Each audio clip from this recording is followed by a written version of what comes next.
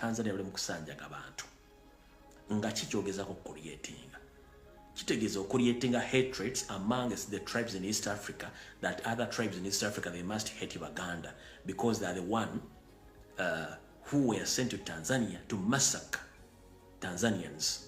Those people are speaking Chiganda with the name tags of Baganda. So for you, you are still in that system of divide and rule and blackmailing Baganda. The same trick which is taking place in northern Uganda, the same trick which is taking place in South Sudan, the same trick which is taking place in Congo. You send your M23 into the Hamas to slaughter civilians in Congo, speaking Chiganda, camouflaging as Baganda, in Congo, in South Sudan. Now it is happening in Tanzania. The troops you're sending, they speak Chiganda, with the Chiganda tags, name tags, being slaughtered in Tanzanians innocently. Omwami ono kiyakoze mu majege tabagege basindise yasindisa ba M23 sako n'aba SFC nga bayina uniform za Uganda nenga amanya ga Chiganda boogera Luganda bibadde basanjaga abantu Tanzania kino kida era kyekibadde kikolebwa Congo, kyekibadde kikolebwa e South Sudan, kyekibadde kikolebwa ne mu Northern Uganda. Nekira kimutamanyi genocide egenda maaso mu Sudan y'amambuka mu katundu. Emundu zonna ezikozesebwa okusolotalinga abantu abo, emundu zonna Museveni yazigula n'azambusaayo. Museveni yagula emundu zonna ezikozesebwa mu Sudan y'amambuka ng'azise South Sudan ezambuka. Ono omwami gwe mulaba. Kati bwe tuve twogera ebintu bino mulowooza tusaaga. Kati bwe twogerera olwaleero police mu ggwanga lya Tanzania esindikidde ekoze random message eri abatanzania bonna ngebasindikira message mu Luswahili ngebagamba bweti message esoma bwe ono Lare Madoa owa Senyen apostles n'agamba Tanzanian police warn against sharing content that may cause distress or degrade someone's dignity in mass texts sent to citizens' phone. Museveni nga bwakola enkola ye baddidde abatanzania bonna buli alina simu ne bamusindikira message ng'emugamba nti poliisi ng'emugamba nti omuntu yenna agezaako okusindika ekifaananyi ky'omuntu yattiddwa, abantu ababuliziddwawo oba ebifaananyi by'emirambo oba video kitataaganya eddembe ly'abantu abalala n'okwonna ekifaananyi ky'eggwanga eryo era n'akikola agenda kuvunaanibwa. Message yino ya Luswahili kanjikulage. Message hiyo ya Luswahili bwete bwesindikiddwa. Ekyo kigambo kiri police yesindise text yeyo. Manya Luswahili lwe Tanzania bagambe lulala nnyo n'Oluswahili lwe Uganda. Kati n'Oluswahili lwe Tanzania lulala nnyo. Eyo message esindikiddwa random ku buli simu y'omu Tanzania. Nenge evudde ku police yesindise message. Kati nkoze screenshot nengiteeka mu Google Translate. Nkoze screenshot message nengireeka mu Google Translate. Google Translate kino kyenzizeemu. Google Translation enzizeemu ekyo kyenzizeemu bulungi ngenda kikusomera. Era ebadde ku police screenshot nengiteeka mu Google Translate ye message engambye egambye bwete. Police, avoid sharing images or videos that cause distress or disgrace to someone's dignity. Doing so is a crime offense, and if you found, strict legal action will be taken. Ngamazo okutematema n'okutta abantu mu Tanzania. Abatta bebaani, abatta bebasajja abavudde e Uganda bali mu kutta abantu babamalawo. Kati nze omanyi saagala kwogera nga sina information, nga saagala kuwa information nga sina bujulizi. Kati kankuwa information eno naawe ogyewulirireko abantu nga bajjeyogerera bennyini. Ono omukyala mwamugoberedde nnyo ku TikTok ng'ayogera information eno. Wulira. I had to pull myself together to make this video because it's really getting really heavy on me, and just hearing what's happening, it's just really frightening, especially if you have family that is in Tanzania. I'm pretty sure you can relate. If you have a loved one that is in Tanzania right now, I'm pretty sure you can relate at the heaviness that I'm feeling. Basically, they are going around houses, knocking on doors, and killing people, and this is the Ugandan military force. Another update is that the president of Uganda has been wanting part of Bukoba. It's a region in Tanzania, and the region has a lot of resources, obviously, but he's claiming that Bukoba was supposed to be his region. It was supposed to be a Ugandan region. It wasn't supposed to be a Tanzanian region. No, ekikulu muliddemu nti amagye agatta abantu gavudde Uganda. Waliwo ka message akala ko kampimokko ne kansoke buli bubiri ngira kuzanya kano. Bani yoko ni Mkuria. John H. ni Mkuria. And right now he's already in custody. So in Mwanza, Sirari, Hispania, maeneo ya Bunda, okay, kuja hadi Tarime, it's already worse. Kule ninaambiwa watu wanauliwa vibaya. Na wale watu wanaowaua sio wa Tanzania. Ni watu ambao wamevalia mavazi ya kipolisi ya Tanzania lakini si wa Tanzania. Wene yako gambye, nono wuno. As we have been saying for a few days now, we have been collecting evidence of the atrocities and the massacre that has happened in Tanzania. And despite the media blackout, human beings always find a way. And right now we are seeing the videos, the footage that is coming from Tanzania. And in very simple terms, it is a bloodbath. It is a massacre.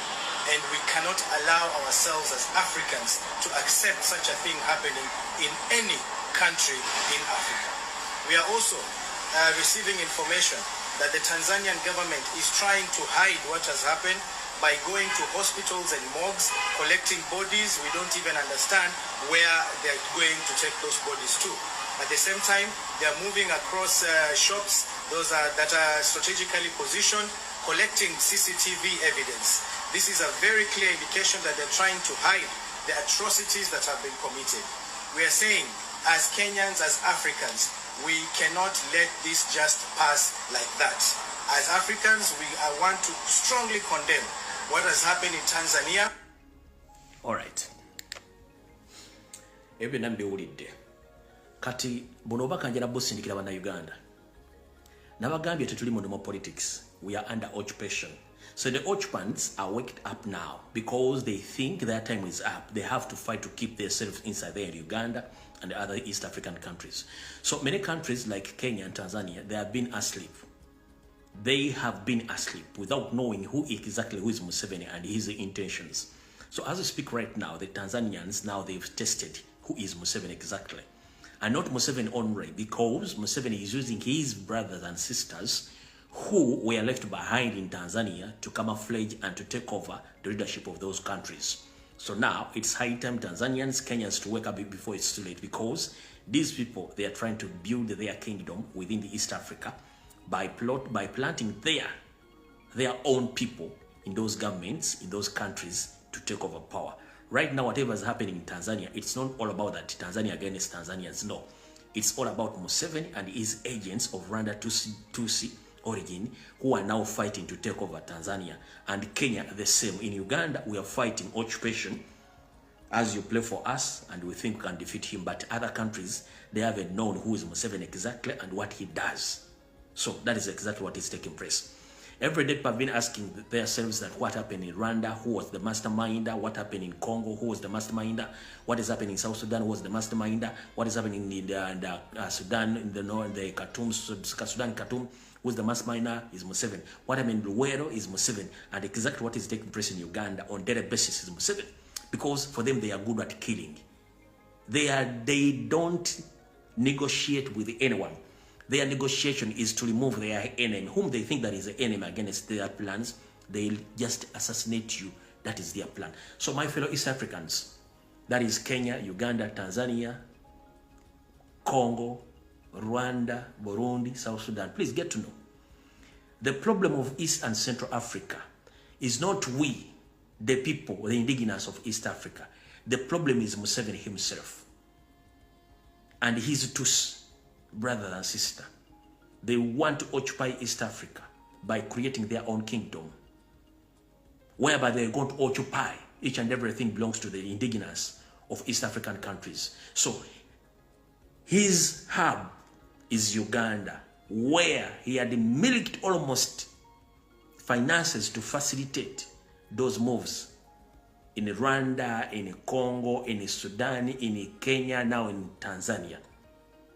Their financial hub is Uganda, is where they get money to operate all their dirty linen actions against the indigenous of those countries. Please wake up. If we Ugandans will expose Museveni, it's high time the indigenous from Kenya, Tanzania, and other countries to join Ugandans to remove this gentleman, because it's a problem of all Africa. We are talking about East Africa, but already shifted from Central Africa, is moving closely to Southern Africa, according to their plan. So please, my fellow Africans, it's high time we take over Museveni and his regime before it's too late. Ubaka mwenjagadde okulekera baddu government nange bategere bulungi nnyo mu ngeri yo esoboka. Ekyo batulipa tukimaze. Video gye nabagambye ezengera otandika okukola ndala mukko si za bulijjo. Bwe mbagambye nti ndala mukko si za bulijjo mba nkitegeeza. Kyekiruwa mala okudelitinga wano. Olwali president abaddeko mu bitundu bya Buganda asookedde Butambala n'amaliriza nga aliwo Begomba. Obaddeyo kye tuyita obusiisi bw'abantu era abantu babadde bangi nnyo. President okwebaza n'abantu b'omu Buganda ddala mu bitundu bya Butambala ne Gomba babale kukyaza president na kumukuyingiriza. Kati kino kireesewo okulya n'okukomba essowaani wakati abaali bamugambye nti Buganda ya Museveni, Kyagulanyi baga nti Buganda yaki ya Buganda era tesobola kuvaawo n'enkwezengeze. Kati kino kireese okulya n'okukomba essowaani mbadde beeyita bibitiibwa emmengo n'abadde batambuza ekiboozi kya Obote kati bibakalidde ku mumwa. Ekigenda okuddako mugenda bawulira nga basala mugambo. N'ekyo si kyekikulu, ekikulu kyekirwa. Buli munnayuganda era kikkakatako essaawa zino zitugendamu. Tetuli mu politics wa bulijjo, tuli mu politics wa kwenunula. Tuli mu protest vote naye nga tuli mu politics wa kwenunula. Gwe njala kugamba nti buli muntu yenna osobola okufuuka Kyagulanyi. Buli muntu yenna osobola okufuuka omukulembeze w'eggwanga as long as nti ofunye ideology that you can. Nkiddamu. Buli muntu yenna osobola okufuuka Kyagulanyi. Buli muntu yenna osobola okufuuka omukulembeze. Kubanga Museveni bamutonda nko nga alina okukulembera eggwanga no. Yafuna ideology oba ayofuna ebirowoozo mu mutwe n'embira mu mutwe n'abiteeka mu action. Naawe osobola okufuna ebirowoozo bye mu mutwe n'obiteeka mu nkola ebirowoozo bye birwa. Gwe tolowooza nti ogenda kulowooza mu kabokisi koko okujjako Museveni n'Abanyarwanda no. Olina okulowooza mu angles endala. Angles endala ze zirwa. Ebiseera bisinga muyinza okuyomba mu bigambo ne muyomba. Ebigambo ebigaana nga bigaanyi mweyoola. Tuli mu bigambo bijja tuuka bigaane nga tulina kweyoola. Ogenda kweyoola otya nga teweetegese. Nkiddamu tukyayogera bigambo. Time egenda tuuka nga tulina okweyoola. Bw'olaba n'enkoko nga zigenda okulwana zisooka kwesojjaneza ogenda okulaba nga zitandise okuwanikirira waatiro. Ogenda okulaba nga tteke zitandise okuvuga n'abantu bwe tutyo. Nti omuntu muyomba ne mwevuma. Ogenda okulaba nga okwevuma tekumala nga mulina kweragako sajja. Essajja ne mutuuka mwekuba eŋŋumi awo. Awulira nti eŋŋumi zimulumye nnyo. Yadduka emisinde. Kanange mbagamba ngo buli muntu yenna ali eyo ng'olina ekirowoozo ky'okununula eggwanga Uganda nga tekisonze mu kabokisi wali kaakulonda. Muganda ng'ensaba oteeka ekirowoozo kyo mu mutwe buli nkola yonna gy'osobola okukola kikozese. Tolinda Kyagulanyi, tolinda lume, tolinda muntu okumulagira.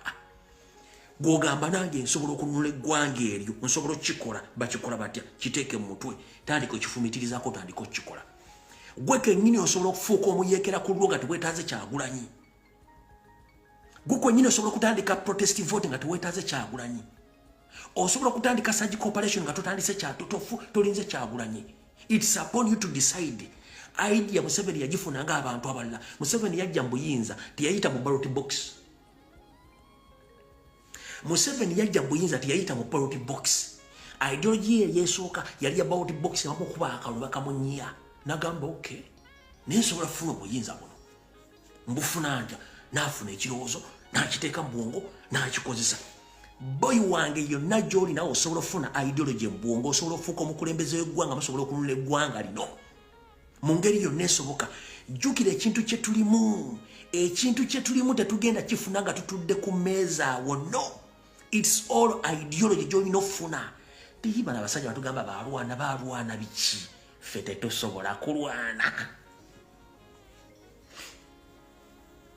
Kubuuza bulaza Museveni ne bana baga nti balwana, gwe tosobola kulwana.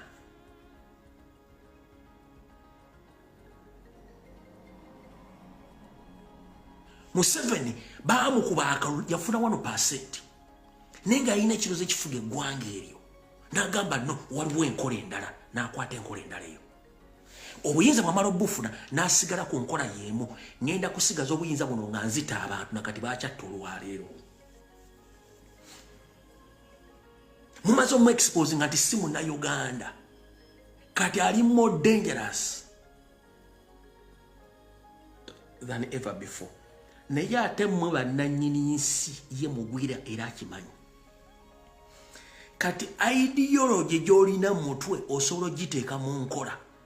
Nga ffe tuvuga protestive vote, abeteeka okulonda bagenda okulonda, nga president bw'atambuza message, ne gwe ng'omuntu agamba nti ekimala kimala. Oteeka okutandika okulowooza ku kintu ekirala kye tuyita real struggle.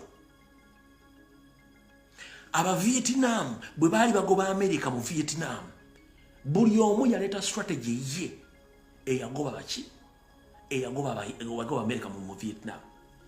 Abayindi bwe baali bagoba Bangereza mu India, baleeta strategy, buli omu yaleeta strategy. Waliwo yaleeta strategy y'okusala ebyayi ku kkubo.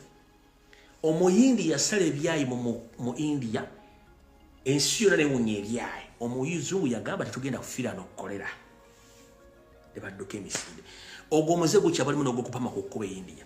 Yali strategy yagoba Abazungu. Okyegera buli omu osobola okuleeta strategy nti strategy esobola okukola okusinziira ku kyolaba. Kati buli munzu enkuduumiro olina okubeera ng'oli muyeekera. Muve mu bino byebira, buli omu kati oli muyeekera. Buli omu osobola okuyeekera gavumenti ya Museveni in any way possible. Nkubuli gwosobola ofuuka omuyeekera yonna essaawa yonna ng'oyeekera ku lulwo. Teweetaaga Lumbuye, teweetaaga Kyagulanyi, teweetaaga Ssenyoyi, teweetaaga ani, osobola ofuuka omuyeekera gwe kennyini. Wonna w'osinzira osobola ofuuka omuyeekera. Eyo omuntu agamba nze Lumbuye nkooye ebintu bino n'omugamba munnange oba okooye ideology gy'olina nti n'omugamba well and good, go and implement that ideology. Go and implement that ideology. Abafunye bangi nnyo nga balina nga genda ogi-implementing. Funa abantu basatu abalina the same ideology mu gi-implementing ejja tukolera. Bwe tunaafuna abantu nga balina different ideologies nga basobola oziteeka mu practical, ng'osobola ofuuka omuyeekera, osobola okikola.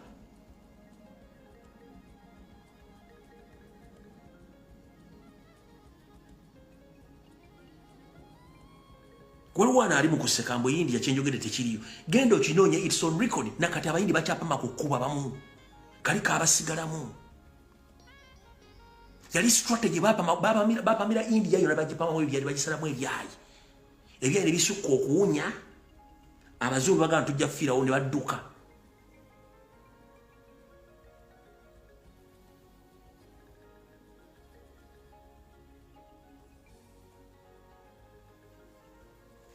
Okitegeera? So, eyo message njagala gikutegeeza ogitegeere bulungi ekukke mu bwongo. Lwaki nkugamba ebigambo bino? Njagala ompuliriza bulungi nnyo. Bwe nkugamba nti gobattira omuntu wo, ng'okimwe batta omuntu wo,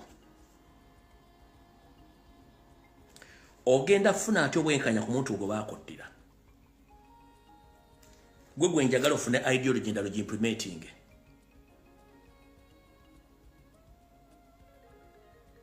Ompulira bulungi nnyo. Gwe baatwalako ettaka lyo n'olimu okufuna justice, olina okufuna ideology endala naye ogi-implementing. Ompulira bulungi nnyo.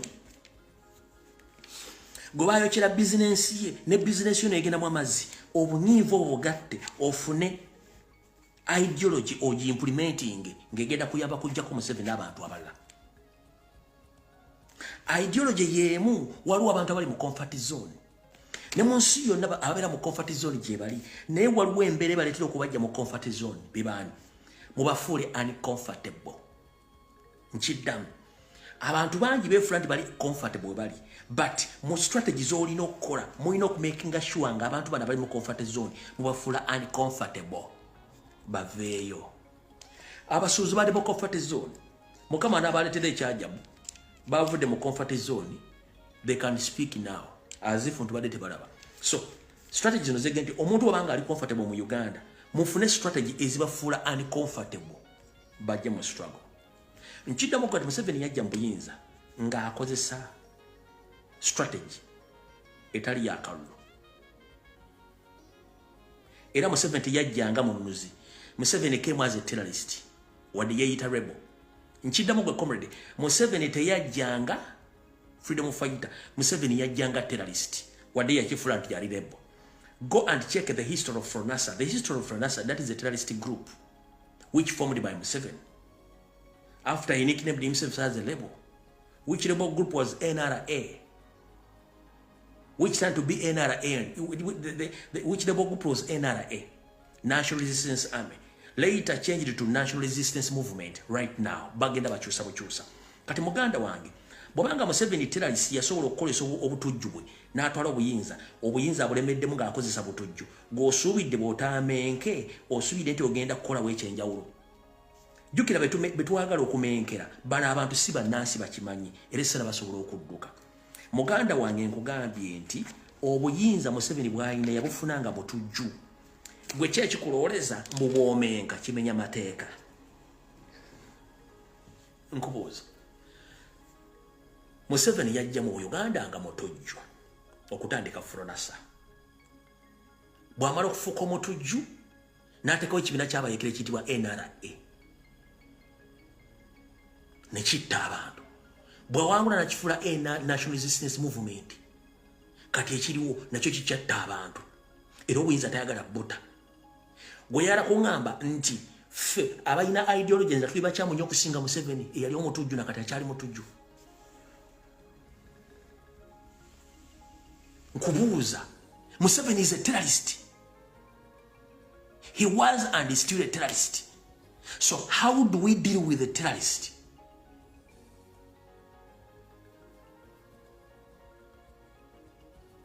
We should implement ways of dealing with Museveni as a terrorist. Yamala kutta bannayuganda okutuuka waali. Museveni yamala kutta bannayuganda almost billion okutuuka waali gowasaani ani gowase tolina gowase naye ate odiringa ne terrorist akera ku makya n'awamba Kibalama n'amutta akera ku makya n'akona Frank Senteza akera ku makya n'atta muka Kibalama ng'amutidde mu kinabiro n'amuteekako n'essuuka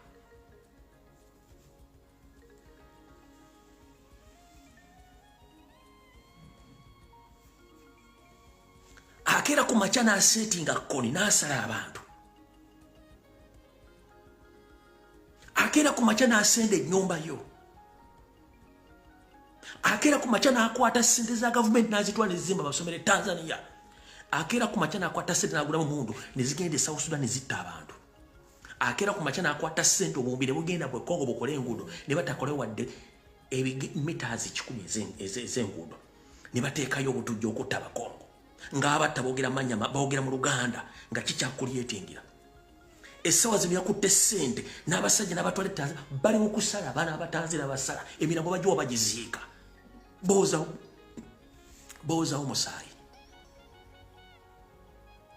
Musaayi Tanzania ejjudde ebiwoobe baasaza Abatanzania emirambo ne bagiryawo over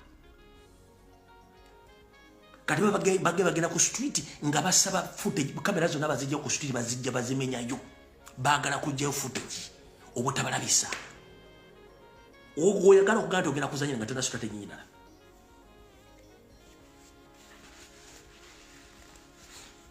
Lita Nabo Kenya bamutomere motoka polisi yatomera Lita Nabo Kenya. Ne bamala ne basala kamera ne bazijjako footage. Lita Nabo Kenya yafunye obwenkanya. Sente zali yafunye obwenkanya. Bakuba sweet Pepsi emigo musajja wattu. Ne gulinize za muri Musaayi ne zimuvaamu so sweet Pepsi nafa.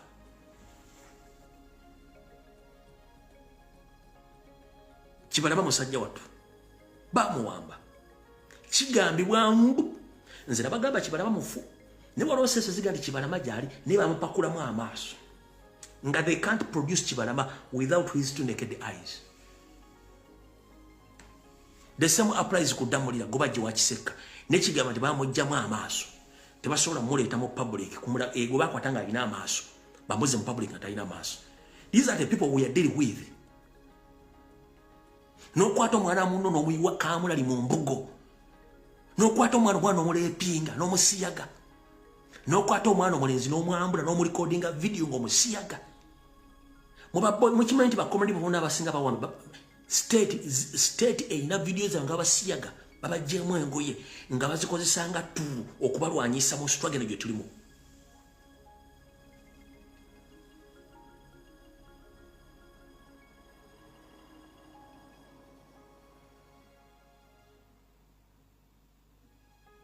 Gwasinika ebinyo mwera we are so peaceful nja amugulu batanga abasajja abalugwana ne babafumba mu ntawule baliyisa abantu beggulu.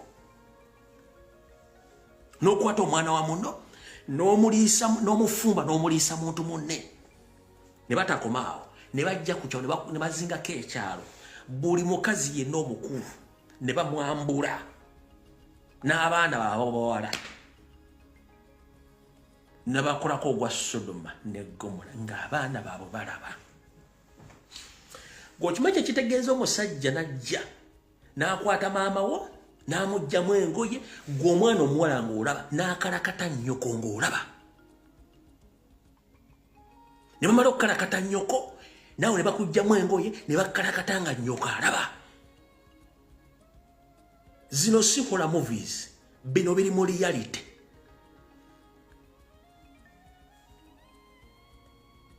Ne bakwata abasajja ne babasiyaga ng'ensi eraba. Babikola mu Northern Uganda. Gomanyi kitegeeza omukazi omukulu azaala omwana omuwala bamuyumwambulamu engo ne bamukalakata ng'omwana we alaba. Ne bamala maama ne bakwata omwana omuwala ne bamukalakata nga ne nnyina alaba awumisa nattu. Maama waagezaako okwekyakyangu omuntu omwana papa bamukuba kopa bamugjawo. Okimanyi kitegeeza ggwe. Ne bakwata abaana abalenzi ne babasiyaga. Gwokimanyi ekiri mu safe house.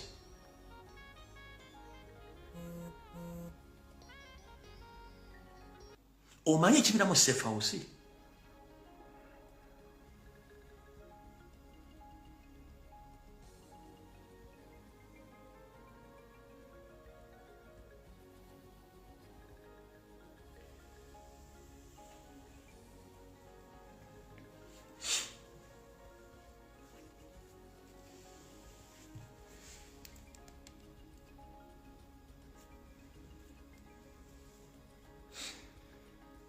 Bino tubyogerera ensonga tulina bakomredi baffe abewunzise batya nti ne mu America mu budde obw'abaddu bwe bagulya abaddu eri abaddugavu abaddu abali mu comfort zone ng'amanyi tebasobola kuva mu budde obwo era abazungu babawange emirimu egy'okukola balabire bannaabwe abafuusi bambega buli yagezangako okuleeta ideology ebajja mu busibe obw'obuddu ng'abantu abo babawera mbakama baabo nga bakuba amasasi nga babatta.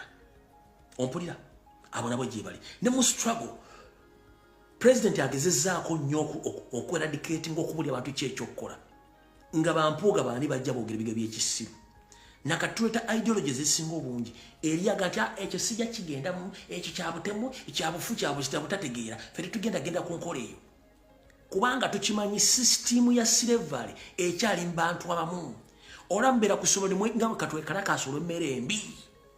Kankuweko simple example. Mwenna abaasomerako mu boarding schools ne day schools essomero lituuka ne bafumbira emmere embi ng'ebijanja birimu amayinja birimu kawunkubi obuwunga bukaawa musula bubi babasomesa bubi abaana mugamba mutula tugenda kutegeka okwekalakaasa ne mutuula bulungi ne mutandika tugenda kwekalakaasa saabwe ziti bwa temunneekalakaasa headmaster ne poliisi nga basazeeko nti mugenda kwekalakaasa twategedde okitegera bulungi nnyo nga babawaddeyo bantu abadde mu meeting yammwe kati bwe banga mu masomero gyebiri ne mu politics mwebiri ne mu silver byalimu naye kyatwala obuvumu eri abantu abakola obuvumu okulanga balonda banabwe mu busibe waliwo omukyalo ono bamuyita Tubman omukyalo oyo mulaba kino kyekifaananyi kye origin bamuyita Tubman oyo mukyala bukyala Tubman genda ku YouTube genda ku Wikipedia genda ku Google oteekemu omukyala gwe bayita Tubman mukyala bukyala ono Tubman yagezaakangako nnyo okutegeeza baddugavu bannaabwe tusobola okufuna enkola ABCD ne twenula okuva mu bufuuzi buno obw'obusibe era bamu baabaloopangayo n'omukyala ono kyamutuukako naye nga kyeyali akola kyali kyakununula bakaddugala banne okitegeera kamukusomeseeku wano katono olw'okwotegeere ku bintu ki byakola omukyala banyega bamuyita Harriet Tubman maama we yali Aromatina Rose bamuzaala mu Gwakusatu mu mwaka 1822 n'afa mu Gwokusatu nga 1913 yali mukyala mu Amerika eyali alwanyisa obusosoze oluvannyuma ye lwe yadduka mu busibe obwo mukyala ono Tubman